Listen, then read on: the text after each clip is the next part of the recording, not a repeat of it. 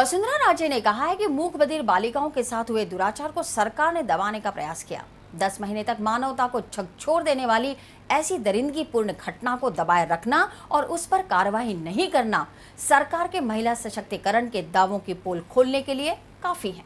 सरकार ने पीड़ित बालिकाओं को 3-3 लाख रुपए देने की घोषणा की है। मैं कहना चाहती हूं कि इस सरकार को कि महिलाओं की इज्जत 3 लाख रुपए में नहीं आके, महिलाओं को पैसा नहीं सम्मान चाहिए, जो इस सरकार के पास नहीं है। कभी आपने सोचा कि उन बच्चियों के ऊपर क्या बीता जो बोल नहीं सके, कह नहीं सके अपनी बात को, उनको डरा के धमका के ऐसी जगह पे डाल के रखा और 30 अप्रैल को यह बात मालूम पड़ गई, परंतु तब भी उसको उजागर नहीं किया। और उसलिए उजागर नहीं किया क्योंकि राहुल गांधी थे यहाँ राजस्थान में, कहीं हमारी सीआर खराब न हो जाए, हमारी बच्चे हो जाए भाड़ में, ये स्थिति। और उसके बाद जब उजागर किया भी तो हमारी जो इज्जत, हमारी असमत, उसका दाम 3 लाख रुपया। 3 लाख रुपए लेके आपको लगता है कि आप हमको छोड़ दोगे? मैं ये पूछना चाहती हूँ कि जो अपनी महिला की इज्जत को संभाल नहीं रख सकता अपने परिवार में, जो अपने बहन और बेटी की इज्जत को मिट्टी में रौंद देता है, ऐसे को तो चुल्लू भर पानी में डूब के मर जाना चाहिए, उसको कुर्सी पर बैठने का कोई हक नहीं है। भाजपा प्रदेश अध्यक्ष वसुंधरा राजे ने कहा है कि राजस्थान की कांग्रेस सरकार ना तो बेरोजगार युवाओं का दर्द समझ पा रही है और ना ही कर्मचारियों की तकलीफ। उन्होंने कहा कि आईएएस की प्रारंभिक परीक्षा के 4 दिन बाद ही आरएएस की मुख्य परीक्षा को शुरू करना राजस्थान की शैक्षिक परंपराओं के खिलाफ है। यह राजस्थान के करीब 24,000 प्रतियोगियों के साथ भी नाइंसाफी है। इससे आईएएस प्रारंभिक परीक्षा में प्रतियोगियों की सफलता के अवसर भी कम हो जाएंगे और आरएएस मुख्य परीक्षा में इन प्रतियोगियों का प्रदर्शन भी प्रभावित होगा। राजे भीलवाड़ा जिले के गुलाबपुरा कस्बे में स्वराज संकल्प यात्रा के दौरान आयोजित एक विशाल जनसभा में बोल रही थी। इसके अलावा भी राजे ने करीब 30 स्वागत कार्यक्रमों को संबोधित किया।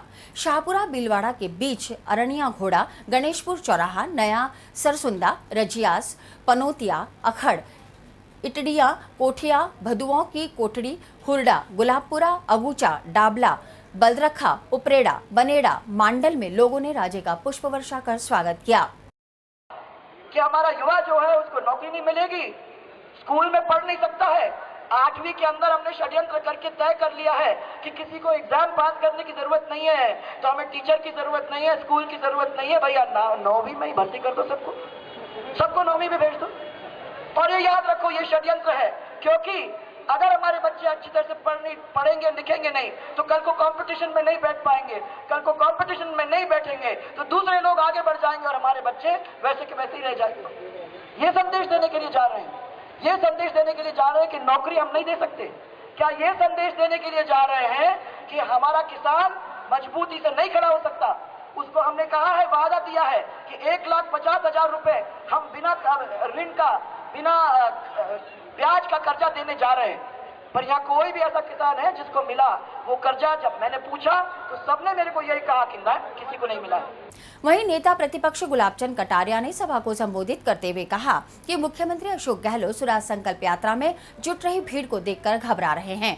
पिछले 8 साल में उन्हें या सीबीआई को सोहराबुद्दीन प्रकरण की याद नहीं आई। अब चुनावी साल है, ऐसे नहीं तो वैसे भाजपा नेताओं की छवि पर कीचड़ उछाल कर ही सही सत्ता पर दोबारा से काबिज होने के सपने देख रहे हैं, लेकिन ये सपने पूरे होने वाले नहीं हैं। मैं जब तक अपने ऊपर लगे आरोपों का जवाब नहीं दे दूंगा तब तक विधानसभा में कदम नहीं रखूंगा।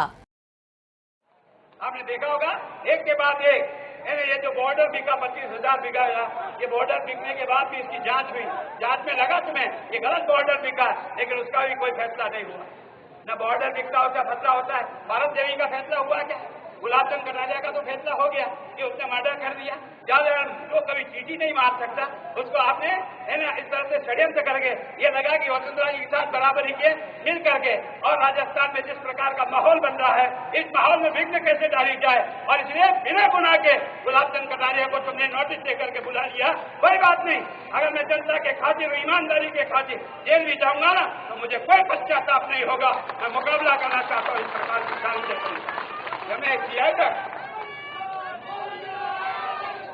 सीबीआई का ये उपयोग है ना। मर्डर हुआ 2005 में और अब 8 साढ़े 8 साल के बाद मैं कॉन्स्पिरेसी करने वाला हूँ, मैं षड्यंत्र करने वाला हूँ। अरे षड्यंत्र करने वाले का 8.5 साल बाद सजा लगता है, तो तुम झक मार रहे थे क्या? 8.5 साल तक क्या हो रहा था? 8.5 साल तक तुम्हें एक एविडेंस नहीं मिल सकती, मेरा दावा है, और न्यायालय में है, इसलिए इस पर ज्यादा कुछ कहना नहीं चाहता हूँ। न्याय को फेस करूंगा और आज नहीं तो कल बेदाग होकर के फिर आपके सामने उपस्थित होऊंगा, क्योंकि मैं उस प्रकार का आदमी नहीं।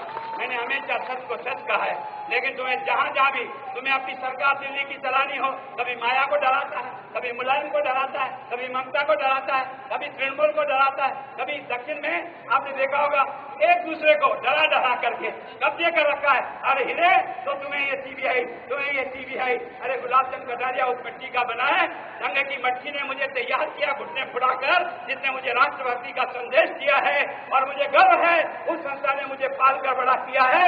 मैं अपने जीवन से सबूत साबित करूंगा कि मैं वास्तव में राष्ट्रीय स्वयंसेवक संघ का सच्चा स्वयंसेवक हूँ या दिखावटी स्वयंसेवक हूँ। मुझे इस बात का अफसोस, राजस्थान का मुख्यमंत्री, मैं कहता हूँ आप सब लोगों को भी पता होगा नहीं होगा राजस्थान का गृह मंत्री कौन है? अधिकांश लोग कहेंगे यार पता नहीं, बेनीवाल होगा। अरे बेनीवाल नहीं है, स्वयं मुख्यमंत्री है। कभी पहले धारीवाल जी रहे, लेकिन धारीवाल को जब बीच में बदला गया तो मुख्यमंत्री जी के पास है। अब मुख्यमंत्री से पूछो, तुम्हारे डिपार्टमेंट का तो थोड़ा सा भाई खड़ा दो ना, तो ये जो संदेश यात्रा कर रहे हो, अरे भगवान के लिए वो संदेश तो पढ़ दो, जो राजस्थान में लॉ एंड ऑर्डर की स्थिति क्या है।